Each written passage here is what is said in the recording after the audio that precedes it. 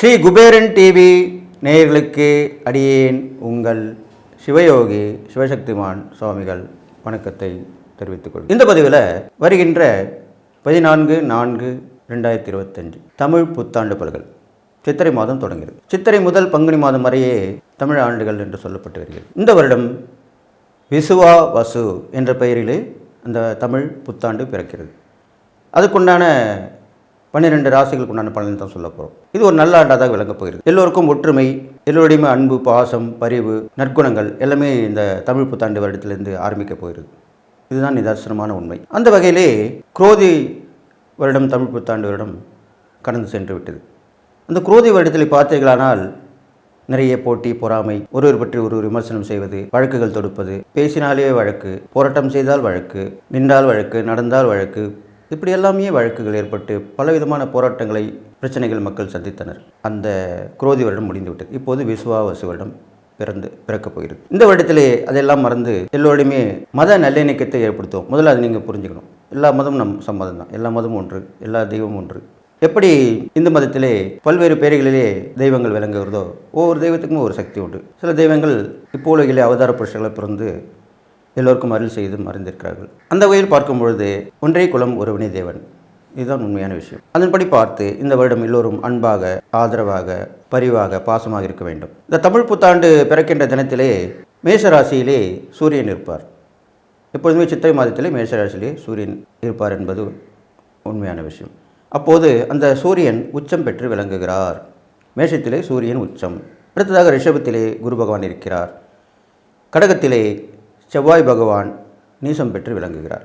அடுத்ததாக கன்னி ராசியிலே கேது பகவான் இருக்கிறார். அதன் பிறகு துலா ராசியிலே சந்திரன் இருந்து வருகிறார். அதன் பிறகு மீன ராசியிலே சனி, ராகு, சுக்கிரன், புதன், இவ்வாறாக இந்த கிரகங்கள் அந்த தமிழ் புத்தாண்டு தினத்திலே ஈர்க்கப்படுகிறது. அதற்குண்டான பலன்கள் பொது பலன் தான் இப்போ சொல்லுவதற்கு. அந்த பொது பலன் பார்க்கும்பொழுது சூரியன் உச்சம் பெற்று மேஷராசியில் இருப்பதாலும் நிறைய அரசியல்வாதிகளுக்கு முன்னேற்றம் காணப்படும். நிர்வாகத்திறமை வெளிப்படும். நிர்வாகத்தில் இருப்பவர்கள் சிறந்து விளங்குவார்கள். யாரை கண்டும் எதை கண்டும் அஞ்ச மாட்டார்கள். மக்கள் எல்லோரும் தைரியத்தோடு நிற்பார்கள். எது வந்தாலும் பார்த்து கொள்ளலாம் என்ற மனப்போக்கு நிலவும். குரு ரிஷபத்தில் இருப்பதால் பணவரவுகள் வந்து சேரும். நல்ல வாழ்க்கை வசதிகள் பெருகும். எல்லாவற்றிலுமே சிறந்து விளங்கப் போகிறீர்கள். இருந்தாலும் கடகத்திலே செவ்வாய் நீசம் பெற்றிருக்கிறார் அல்லவா? அப்பொழுது செவ்வாய் சக்தி எழுந்திருக்கும் போது செவ்வாய்க்கு காரகத்துவமான வீடு, மனைன்றது பூமி கூட சொல்லலாம். அந்த மனை சம்பந்தப்பட்ட விஷயங்கள், வீடு சம்பந்தப்பட்ட விஷயங்கள், விவசாயம், தீயால் ஏற்படும் தொழில்கள், அது மூலியமாக நடத்தக்கூடிய வியாபாரங்கள், இதெல்லாமே சற்று வீழ்ச்சியாகத்தான் இருக்கப் போகிறது. விலை குறைவாக இருக்கும். அப்பொழுது இந்த செவ்வாய் கடகத்தில் இருக்கிற காலகட்டத்திலே இந்த மாதிரி விஷயங்களில் ஈடுபடாமல் இருக்கிறது நல்லது சொல்லப்படும். அடுத்ததாக கண்ணியிலே கேது இருந்து கல்வியில் வளர்ச்சியை கொடுப்பார். புதிய கல்விக் கொள்கை கண்டிப்பாக நிலைநிறுத்தப்படும். அதன்படி மாணவ மாணவிகள் எல்லாம் பயன்பெற்று விளங்கப் போகிறார்கள். அடுத்ததாக துலாத்திலே சந்திரன் இருக்கிறார். துளாராசியிலே சந்திரன் இருக்கும்போது பெண்களுக்கான கை ஓங்கியிருக்கும். இந்த தமிழ் புத்தாண்டிற்கு அப்புறம் பெண்கள், குழந்தைகள் எல்லாமே நல்ல நிலைமைக்கு வருவார்கள். அவர்களுடைய முன்னேற்றம் திறந்து விளங்கும். அவர்களுடைய பாதுகாப்பு உறுதி செய்யப்படும். எல்லாமே நல்லபடியாக நடக்கப் போகுது. அடுத்ததாக மீனத்திலே சனி பகவான் பயிற்சியாகி இருக்கிறார். கூட ராகுவுடன் இருக்கிறார். சுக்கிரன், புதனும் இருக்கிறார்கள். அப்பொழுது சனியுடன் ராகு சேர்ந்திருக்கிறபடியால் பல்வேறு விஷயங்களுக்கு தடைகள், தாமதங்கள் ஏற்படும். ஒரு விஷயத்தை முடிக்கணும்னா ஒரு தடை ஏற்பட்டு, தாமதம் ஏற்பட்டு தான் முடிவுக்கு வரும். அது அந்த கிரகத்துடைய சேர்க்கையினுடைய ஆதிபத்தியமாக விளங்கப்படுகிறது. இருந்தாலும் சுக்கிரன் உச்சம் பெற்றும் புதன் நீசம் பெற்றும் நீச பங்க ராஜயோகம் ஏற்படுகிறது. நீச பங்க ராஜயோகம் ஏற்படுதுன்னா எவ்வளோ பெரிய விஷயம். அப்போது புதனும் சுக்கிரன் சேர்ந்து அந்த யோகத்தை கொடுக்குறாங்க. புதனும் சுக்கிரன் சேர்ந்து யோகத்தை கொடுக்கறதுனால புதனுக்கு உண்டான ராசிகளான மிதனம், கன்னி, சுக்கிரனுக்கு உண்டான ராசிகளான ரிஷபம், துலாம், இந்த 4 ராசிக்காரர்களுமே நல்ல பலனை அனுபவிக்கப் போகிறார்கள். ஏன்னா அந்த நீசபங்க ராஜயோகம் அவங்களுக்கு ரொம்ப உரியதாக இருக்குது. எல்லோருக்குமே அந்த பலன் கிடைக்கும். இருந்தாலும் குறிப்பாக இந்த 4 ராசிகளுக்கும் நல்ல விஷயங்கள் நடக்கப் போகிறது. இதுவாறு இந்த பொது பலன்கள் இருந்து வருகிறது. இது இல்லாமல் மக்கள் தங்களுடைய தேவைகளை பூர்த்தி செய்து கொள்வார்கள். யாருக்கும் ஆகும் எதுக்காகவும் போய் கேள்வி கேட்க மாட்டார்கள். நமக்கு நாமே அப்படின்னு சொல்கிறோம் இல்லையா, அந்த மாதிரி ஒரு விஷயம் நடக்கப் போகிறது இந்த தமிழ் புத்தாண்டு தினத்திலிருந்து. அந்நிய இனத்தவர்கள், அந்நிய மதத்தவர்கள் அன்பு பாராட்டி வருவார்கள். ஒருவருக்கு உதவி செய்து கொள்வார்கள். இதெல்லாமே இந்த தமிழ் புத்தாண்டத்திலே நடக்கும். பொதுவாகவே இந்த கிரகங்களை வைத்து பார்க்கும்பொழுது ஏற்றமும் இருக்கும், இறக்கமும் இருக்கும். அப்போது இன்னொரு விஷயம் பார்த்தீர்களானால் தவறு செய்தவர்கள் தண்டனைக்குள்ளாவார்கள். ஏனென்றால் சனி பகவான் மீனராசியிலே இருப்பதால், குருவோட வீட்டில் இருப்பதால் அந்த சனி பகவான் நீதி நேர்மை சத்தியம் தவறாதவர். அப்போது குரு போதனை செய்பவர். அப்போது குரு நல்ல கிரகம் தான், சுப கிரகம். அப்போ நல்லது செய்தால் நல்லது நடக்கும், கெட்டது செய்தால் கெட்டது நடக்கும். தீய வழியில் போகாமல் இருந்தாலும், கெட்ட பழக்கத்தில் ஏற்படாலும், தீய ஒரு செயற்கை ஏற்படாமல் இருந்தால் நீங்கள் எல்லா நாளும் பெற்று வாழ்ப்பீங்கன்னு சொல்லி சிம்ம ராசி நேயர்களே 12 ராசிகளுக்கு உண்டான தமிழ் புத்தாண்டு பலன் தான் சொல்லிட்டு வரேன். அந்த வகையில் இப்போது சிம்மராசிக்காரங்க சொல்ல போகிறேன். சிம்மராசிக்காரங்களுக்கு ஏற்கனவே கஷ்டத்தில் துக்கத்தில் புலம்பிட்டு தான் இருந்தீங்க. இனியாவது நல்லது நடக்குமா? தமிழ் புத்தாண்டு வந்ததுக்கு அப்புறமா நல்லது நடக்குமா? கண்டிப்பாக ஒரு ஆண்டு மாறினா நல்லது தான் நடக்கும். அது ஆங்கில ஆண்டாக இருந்தானே தமிழ் ஆண்டாண்டு கண்டிப்பாக தமிழ் வருடமும் கண்டிப்பாக பொதுவாகவே எல்லாருக்குமே மாற்றங்களை தான் ஏற்படுத்தும். புதிய ஆண்டு அல்லவா? அதுவும் அந்த விஸ்வாவசுன்ற வருடம் நல்லது தான் செய்யும். அந்த வகையில் உங்களுக்கு நன்மை தான் நடக்க போகுது. முன்னாடி உங்களுக்கு நல்லது சொல்லணும், நான் அதுக்காக தான் அப்படி சொல்லியிருக்கேன். இதில் பார்த்தீங்கன்னாக்கா சிம்மராசிக்காரங்களுக்கு அஷ்டம சனி வந்துடுச்சு. 8லேயே சனி, அந்த ராகு பயிற்சிக்கு அப்புறம் அது வரைக்குமே ராகு அங்கே தான் இருப்பார் சனியோட. சுக்கிரன், புதன், இது மாதிரி அஷ்டமத்தில் 8 கிரகங்கள் சேர்ந்துருக்கு. இதெல்லாம் பார்த்திங்கனாக்கா 10ல் வேறு குரு பயிற்சிக்கு அப்புறம் நல்லாயிருக்கும். 10லேயும் குரு, 12 செவ்வாய் நீசம், இது மாதிரிலாமே இருக்குது. 3ஆம் இடத்துல சந்திரன். இந்த மாதிரி கிரகங்கள் இருக்கும்போது தமிழ் புத்தாண்டு ஆரம்பிக்கும் பொழுது பலன்களும் அதுக்கேற்ற மாதிரி தான் இருக்கும். அப்போ என்ன நடக்கும்னு கேட்டிங்கனாக்கா, உங்களுக்கு முதல் 2-3 மாதங்கள் நிறைய வீண் விரயங்கள், செலவுகள் ஏற்படும். வீட்டை பராமரிக்கிற விஷயம், வண்டி பராமரிக்கிற விஷயம், வண்டி வாகனங்கள், அதில் போகும்போது கவனமாக இருக்கிறது எல்லாமே நடக்கும். அதுக்கப்புறம் பார்த்திங்கனாக்கா குரு பயிற்சிக்கு அப்புறம் நல்லதாக இருக்கும். ஒரு 3 மாதங்களுக்கு அப்புறம் குரு பயிற்சி வந்துடும். அப்போ எல்லாமே லாபகரமாக இருக்கும். அஷ்டம் சனி இருந்தால் கூட 11ல் குரு இருக்குமே லாபகரமாக இருக்கும். எப்படி கடகராசிக்கு போன தடவை அஷ்டம் சனி இருந்து குரு 11 இருந்தார் இல்லையா? அப்போ அதனால தானே அவங்க தப்பிச்சு பயிற்சி வந்தாங்க. இருந்தாலும் சனியுடைய ஆதிக்கத்தில் முன்ன பின்ன கொஞ்சம் பிரச்சனைகள் எல்லாம் பார்த்துட்டு தான் வந்தாங்க. அந்த மாதிரி தான் உங்களுக்கு இருக்க போகுது. அதனால் நீங்கள் ஒரு 2-3 மாதம் தள்ளினா போதும். அதுக்கப்புறம் ஒரு குரு பயிற்சி நல்லாயிருக்கும். அதனால் இந்த தமிழ் புத்தாண்டு பலனில் இருந்ததுக்கப்புறம் நல்லது தான் உங்களுக்கு நடக்க போகுது. இந்த அஷ்டமஸ்தானத்தில் இருக்கிற சனி பகவான் என்ன பண்ணுவார்னு கேட்டிங்கனாக்கா, உங்களுக்கு பெரிய பாதிப்பு கொடுக்க மாட்டார். ஏன்னா நீங்கள் சூரியனுடைய சனீஸ்வர பகவானுக்கு தந்தை தான் சூரியன். சூரியனுடைய மகன் தான் சனி பகவான். பெரும்பாலும் சூரியனுடைய ஆதிக்கம் பெற்றவங்க ஆன்ம பலம் அதிகரிக்கக்கூடியவர்கள். தைரியத்தாலும் துணிச்சலாலும் தன்னம்பிக்கையாலும் தான் வாழ்க்கையை போராடி வெற்றி பெறுவாங்க. அந்த வேலை வரும்போது உங்களுக்கு பயம் அவ்வளோ இருக்காது. பொதுவாக சிம்மராசியில் பய உணர்வு இருக்காது, இருந்தாலும் பயப்படணும். ஆனால் இந்த மாதிரி காலகட்டத்தில் நீங்கள் ஆன்மீக ஈடுபாடு உங்களுக்கு குறைவாக தான் இருக்கும். அப்போ நீங்கள் ஆன்மீக ஈடுபாடை ஏற்படுத்திக்கணும். நிறைய கோயிலுக்குள்ளும் போகலாம், இஷ்ட தெய்வம் குலதெய்வத்தை வழிபடலாம், சிவனை நோக்கி தவம் இருக்கலாம். அந்த காலத்தில் சிவனை நோக்கி தவம் இருந்து எல்லாம் வரம் பெற்றார்கள். இப்போது தான் கிடைக்குது. அந்த மாதிரி வரம் கிடைக்கணும்னு நம்மளுக்கு அவசியம் இல்லை. நம்மளுடைய குடும்ப வாழ்க்கைக்கு தேவையான வரங்கள், பலன்கள் எல்லாமே கொடுப்பார். சிவபுரன் நோக்கி தவம் இருந்தாலே கண்டிப்பாக அவர் கொடுப்பார். அதில் எந்த சந்தேகமும் வேணாம்.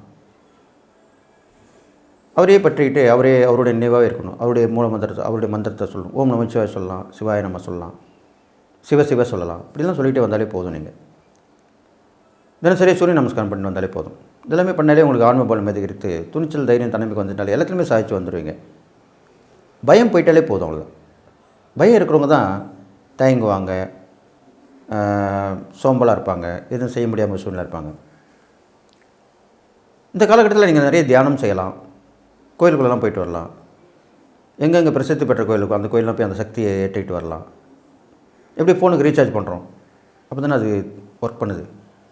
வண்டிக்கு பெட்ரோல் போட்டால் அது ஒர்க் பண்ணுது, ஓடுது. அது மாதிரி தான் நம்ம நிறைய உடலில் சக்தியை சேகரிக்கிறதுக்கு பழமையான கோயிலுக்கெல்லாம் போயிட்டு வரலாம். சிவன் கோயிலெலாம் பெரும்பாலும் போயிட்டு வாங்க.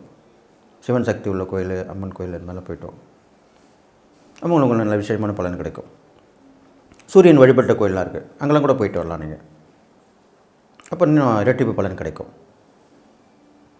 இந்த 8ல் அஷ்டம சனி இருந்தால் கூட நல்லா கேளுங்க, சுக்கரனும் புதனும் அங்கே தான் இருக்காங்க. இந்த தமிழ் புத்தாண்டு ஆரம்பிக்கும். சுக்கரன் புதன் சேர்ந்து நீசபங்க ராஜயோகத்தை பெறுறாங்க. அப்போ பார்த்திங்கன்னா உங்களுக்கு புதன் 2க்கு உரியவராகவும்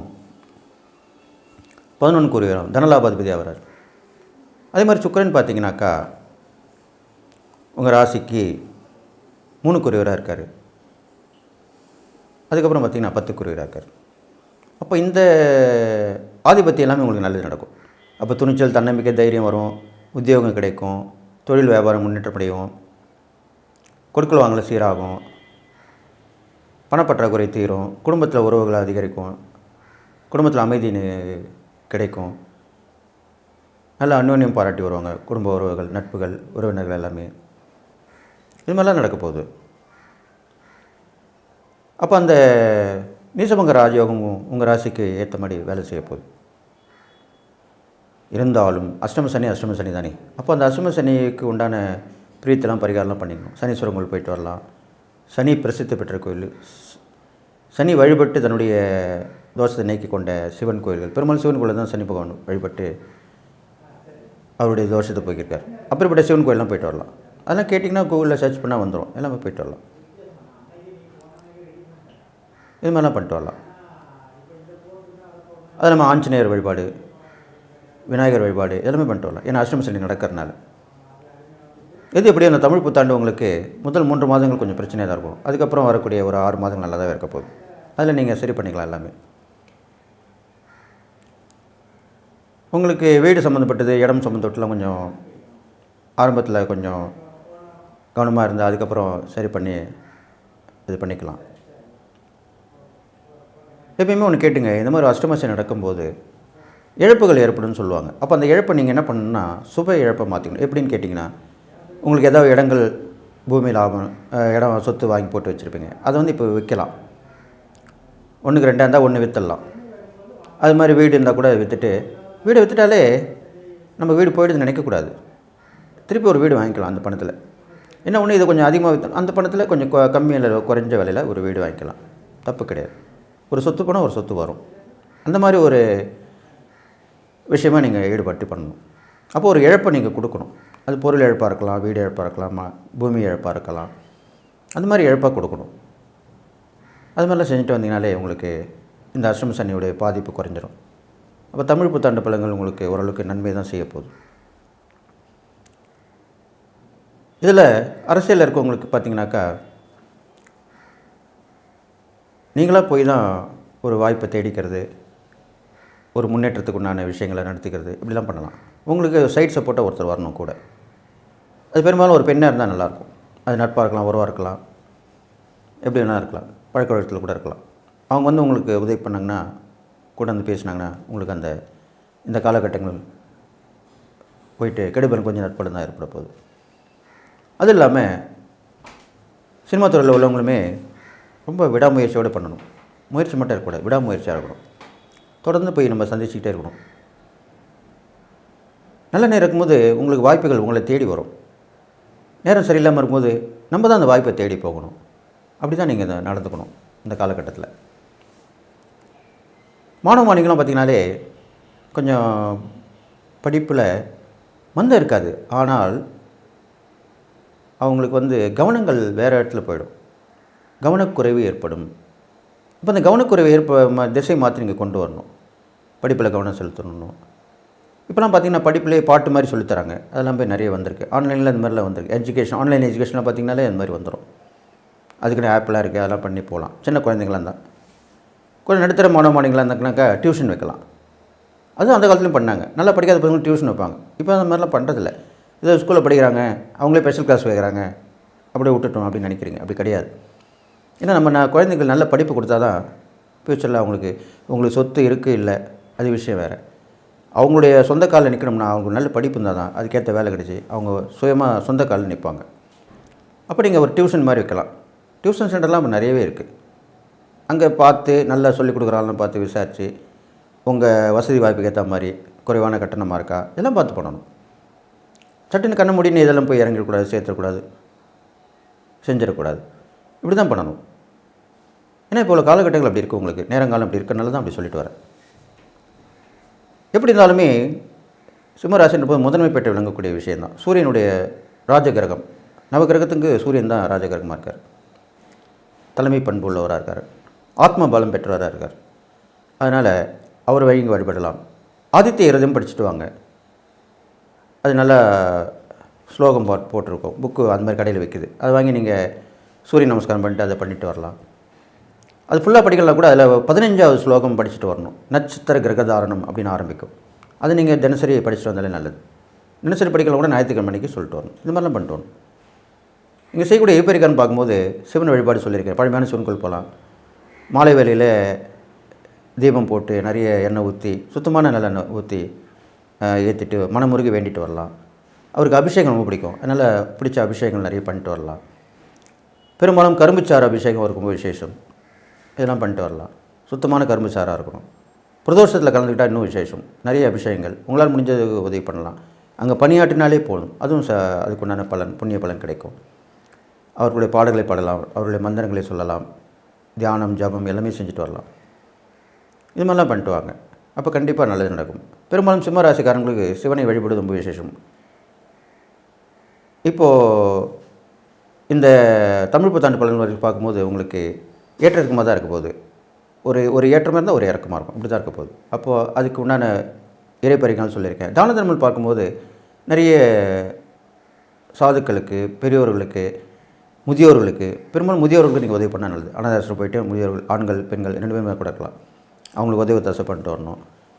பெரும்பாலும் உங்கள் ராசிக்கு என்ன கொடுக்குன்னா குடை, செருப்பு எல்லாம் தானம் கொடுத்தா நல்லதுன்னு சொல்லப்பட்டிருக்கு. அதனால் அதை வாங்கி கொடுக்கலாம்.